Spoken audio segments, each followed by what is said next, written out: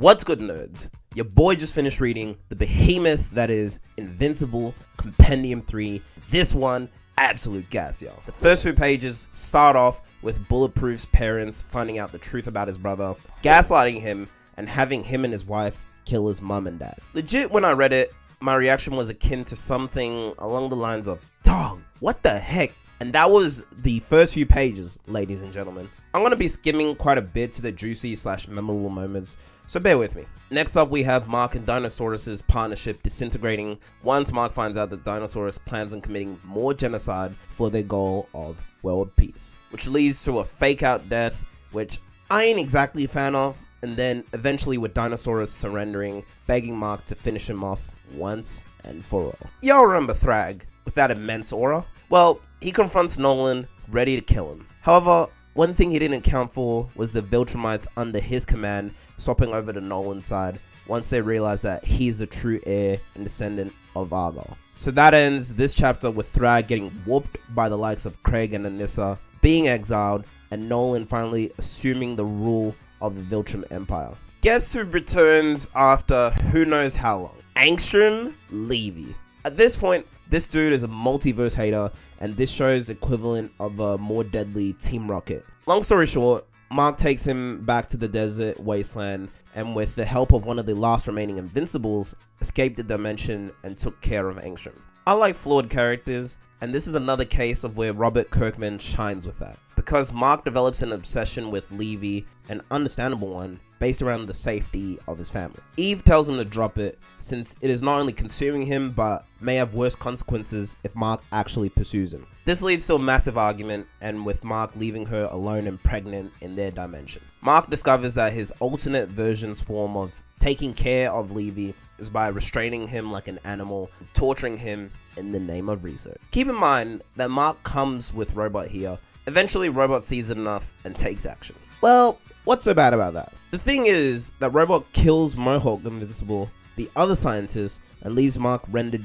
useless on the ground. This is when it's been revealed that Robot saw Mark's potential to rule with the work he did alongside Dinosaurus. And if you remember how Rex's time in the Flaxen world went as their leader, then it should be no surprise as to what he does next. He leaves Mark to fend for himself, lies to everyone else back home, and when Mark does come back, he starts his version of world domination, peace. I absolutely love the build up to these moments, and the valid reasoning behind Rex's actions. He kills Cecil and a bunch of other heroes who stand in his way, and becomes the only leader of the world, which is insane. This is when everything that Monax said to Monster Girl earlier started to make sense to her, but unfortunately she believed that way too late. This is also the compendium in which Mark gets violated by Anissa. I used to hear about this on YouTube comments and Reddit threads, and all I want to say is, no matter what you have heard, it is infinitely more worse than that. At least in a regular book, all you have is the text and your imagination to go off of it. However, since this is a comic, you can see everything that goes on, and wow, it really left me speechless. Somehow, Kirkman was able to work this into the story and weave it in such a way that it ended up making for some meaningful story beats and moments. For example, with Marky, the child, and his whole understanding of his identity and feeling unloved, and how it showed how tough it is to address this issue, as it took Mark a solid minute to even confess to Eve what he had went through. Mark also travels to the past, albeit on accident. We get to see the birth and growth of his and Eve's daughter, Terra, and Thrag's come up. Remember how Thrag lost his place earlier? Well, he did the next best thing and started a harem of Thraxan women and essentially created a breeding camp of Viltrumite / Thraxan hybrids and raised them to be his own personal army. This army eventually disrupts Mark's family life on Telstra, which is definitely worth the read, and it reveals that Oliver was a traitor, then also revealed to be a mole for the coalition. This ended with his death and Oman's, as Mark crushes the latter's head in front of Thrag. This then leads to Mark and Eve spinning the block on Thrag once they realize that this war is the only way. This results in some of the most badass action scenes, the death of Omni-Man, and Mark and Thrag's battle on the sun. I'll have my editor share some pictures of the beautiful double spreads I found, because man, we were spoiled by Ryan Utley and Corey Walker.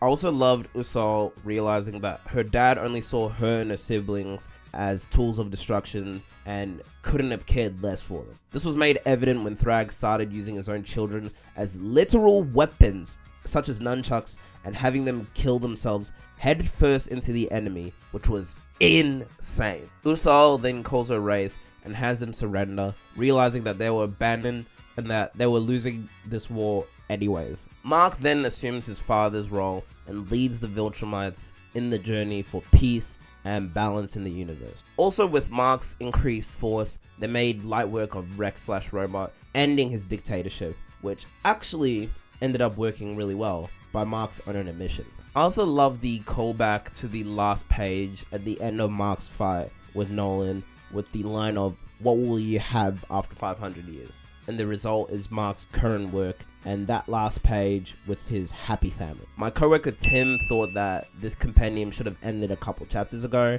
around Robot's rule, since that made for a better fit. After finishing the compendium, I see his stance and kinda agree with it, but I feel that this route was needed to tie in the loose ends of the Viltrumites. The other things were the lack of permadeaths. Aside from Nolan, Battle Beast, Oliver, and a few of those superheroes Rex killed, there weren't nearly as many as I hoped there would have been, considering this was a massive war.